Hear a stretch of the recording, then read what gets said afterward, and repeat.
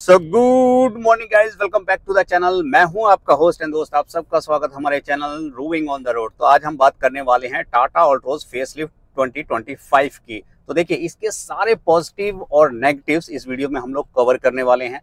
तो वीडियो की शुरुआत करेंगे टाटा ऑल्ट्रोज फेसलिफ्ट 25 के सारे पॉजिटिव से, और वीडियो को खत्म होने तक आपको सारे इसके नेगेटिव भी हम लोग कवर कर चुके होंगे। का सबसे मेन पॉजिटिव पॉइंट है कि भाई टाटा अल्ट्रोज 2025 आपको मल्टीपल इंजन ऑप्शन के साथ अवेलेबल होगी।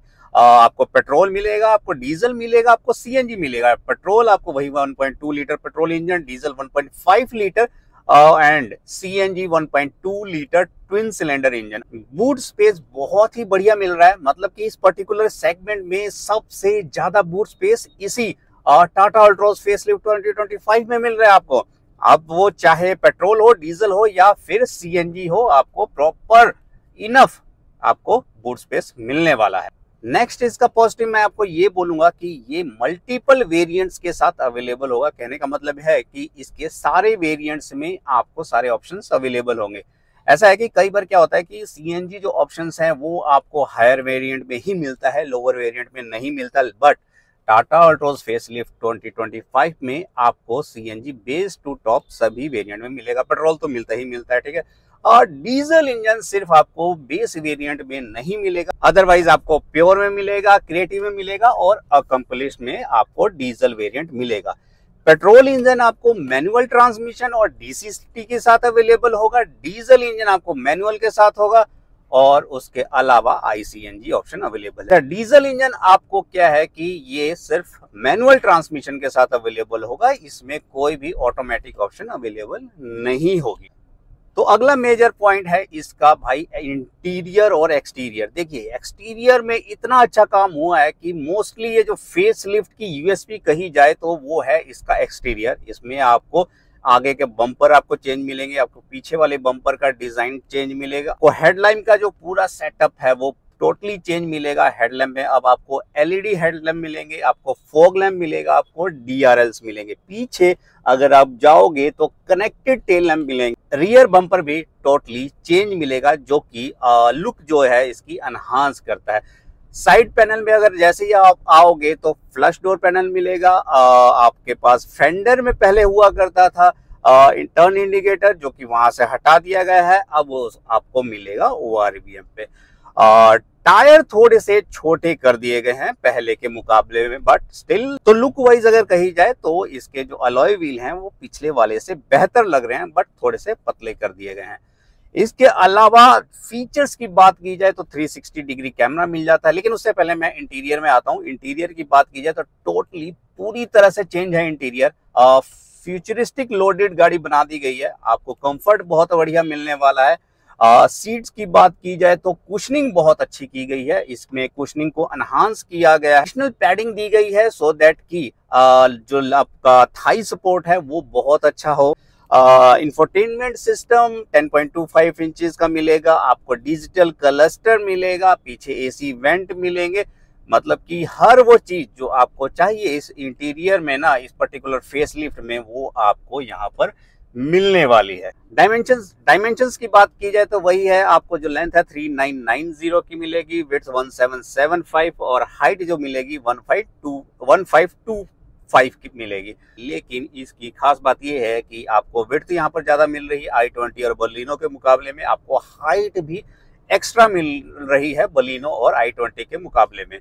नेक्स्ट उसके बाद व्हील बेस इसका 2501 है, वो बलिनो और i20 से कम मिल रहा है इस पर्टिकुलर फेसलिफ्ट में। नेक्स्ट इसका मेन सेफ्टी रेटिंग जो कि 5 स्टार है, सबको मालूम है। इसको 6 एयरबैग मिले हैं, वो तो आजकल नॉर्म्स हो गए हैं, एक तरह से सेफ्टी नॉर्म। आपको 6 एयरबैग हर कंपनी अब दे रही है। तो ये थे मेनली सारे इसमें जो जो आपको पॉजिटिव्स मिलने वाले हैं। तो पॉजिटिव की संख्या बहुत ज्यादा है, नेगेटिव्स कम है, बट स्टिल ऐसा नहीं हो सकता कि कोई गाड़ी पूरी तरह से कंप्लीट हो। जी हाँ, इसमें भी नेगेटिव्स हैं। तो सबसे पहला जो नेगेटिव है वो है भाई डिस्क ब्रेक।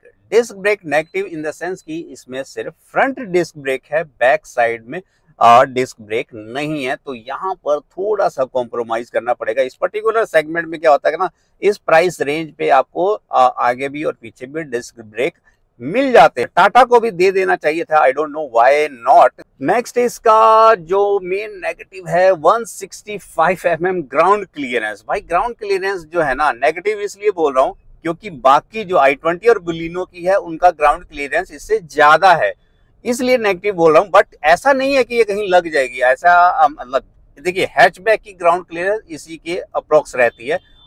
इसके एरोडायनेमिक चेंज किए हैं जिसकी वजह से इसकी जो ग्राउंड क्लियरेंस को थोड़ा सा लो रखा है, जिसकी वजह से क्या होगा, जब आप हाईवे पे चलोगे तो आपको कंट्रोल ज्यादा मिलेगा, आपको स्टेबिलिटी ज्यादा मिलेगी, ठीक है ना, गाड़ी चिपक के चलेगी। इस वजह से इसका ग्राउंड क्लियरेंस थोड़ा सा कम किया गया है i20 और बलिनो के मुकाबले में। जो इसका नेगेटिव मैं बोलूंगा वो है इसका डीजल इंजन, क्योंकि डीजल इंजन के अंदर आपको कहीं पर भी ऑटोमेटिक ट्रांसमिशन नहीं मिलेगा। आजकल क्या कि डीजल इंजन में सबसे डिमांडिंग चीज रहती है कि ऑटोमेटिक वेरिएंट मिले, बट टाटा ने डीजल इंजन तो दे दिया बट ऑटोमेटिक वेरिएंट नहीं दिया इसमें। अगर दे देती तो भाई साहब इस पर्टिकुलर सेगमेंट की ना तबाही मच जाती। देखिए बाकी सेगमेंट में तो डीजल इंजन ही नहीं आता है, तो जिसको डीजल इंजन में हैचबैक चाहिए वो यही लेगा। मैनुअल और कोई ऑप्शंस है नहीं है। जो इसका स्टीयरिंग व्हील है वो टिल्ड है, टेलीस्कोपिक नहीं दिया गया है। टेलीस्कोपिक दे सकते थे, अच्छा रहता, क्योंकि इस पर्टिकुलर प्राइस सेगमेंट में इतना मिलना चाहिए। ऐसा नहीं है कि कुछ एडिशनल करना पड़ता, बट स्टिल अब नहीं दिया तो क्या कह सकते। लास्ट नेगेटिव जो मैं इसका बोलूंगा वो है इसकी प्राइसिंग। देखिए बेस प्राइस तो बढ़िया है, बेस प्राइस और पेट्रोल प्राइस के जो सारे वेरिएंट है वो बहुत बढ़िया से मैनेज किए गए, मतलब प्राइसिंग अच्छी है। लेकिन टॉप आते आते ना इसकी प्राइसिंग बढ़ती जा रही है। तो अगर आप इसके टॉप वेरिएंट को कंपेयर करोगे ना, जो इसके प्राइस को कंपेयर करोगे बलिनो के टॉप वेरिएंट से, टॉप वेरिएंट है वो बलिनो से 2-2.5 लाख रुपए एक्स्ट्रा। तो भाई इतना बहुत ज्यादा डिफरेंस है, इस वजह से भी शायद ये मार खा जाए सेल्स में। बट स्टिल इसके जो तीनों वेरिएंट है स्मार्ट, प्योर एंड क्रिएटिव, वो बहुत ही बढ़िया है। उनकी प्राइसिंग भी बहुत अच्छी रखी गई है।